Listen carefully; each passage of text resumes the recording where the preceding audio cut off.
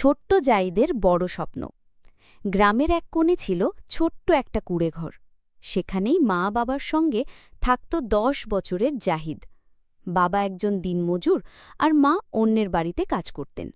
সংসারে ছিল না প্রচুর টাকা, কিন্তু ছিল ভালোবাসা, স্নেহ আর স্বপ্ন। জাহিদের স্কুলে যেতে খুব ভালো লাগত।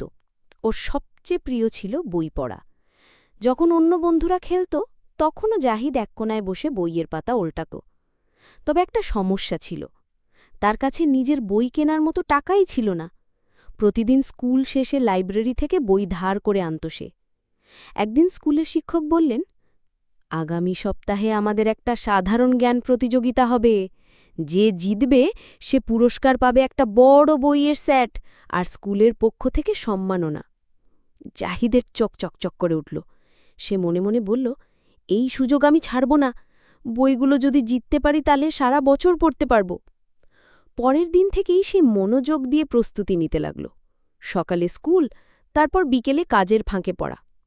কখনো মা রান্না করছিলেন আর জাহিদ পাশে বসে পড়ছিল। রাত জেগে সে পড়ে যেত।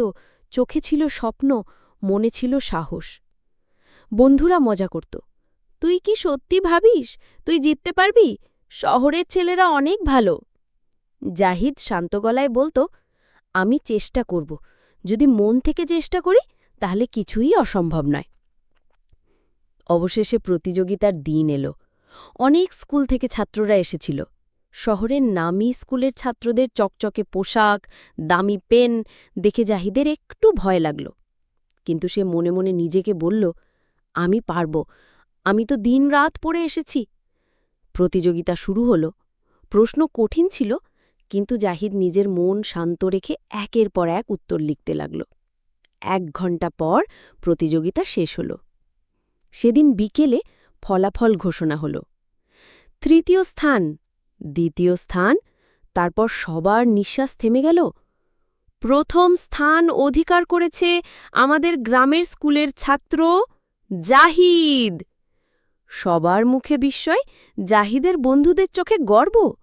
শিক্ষক মঞ্চে ডেকে বললেন, এই ছেলেটি আমাদের দেখিয়ে দিল, স্বপ্ন যদি সত্যি হয় আর চেষ্টা যদি মন থেকে হয় তাহলে সাফল্য নিজে এসে ধরা দেয়। জাহিদ মঞ্চে উঠল, সম্মাননা নিল আর হাতে পেল বইয়ের সেট। তার চোখে জল এসে গেছিল। সে ভাবছিল, মা বলেছিলেন ছোট ঘর মানে ছোট স্বপ্ন নয়। সেই দিন থেকে জাহিদ আরও মন দিয়ে পড়াশোনা করতে লাগল। পরে সে একটি বড় স্কলারশিপ পায়, শহরে পড়তে যায় এবং একদিন দেশের বড় একজন শিক্ষক হয়ে ওঠে। আজ সে নিজেই গ্রামের স্কুলে গিয়ে শিশুদের বলে, তোমার স্বপ্ন যদি সত্যি হয় তাহলে কষ্ট করো, লড়াই করো, কেউ তোমাকে থামাতে পারবে না। গল্পের শিক্ষা, ছোট জায়গা, গরিব পরিবার বা কষ্টের জীবন, এই সব কিছুই তোমার স্বপ্নের পথে বাধা নয়। যদি মন থেকে চেষ্টা করো, নিয়মিত পরিশ্রম করো আর নিজের ওপর বিশ্বাস রাখো, তাহলে তুমিও একদিন জাহিদের মতো সফল হতে পারো।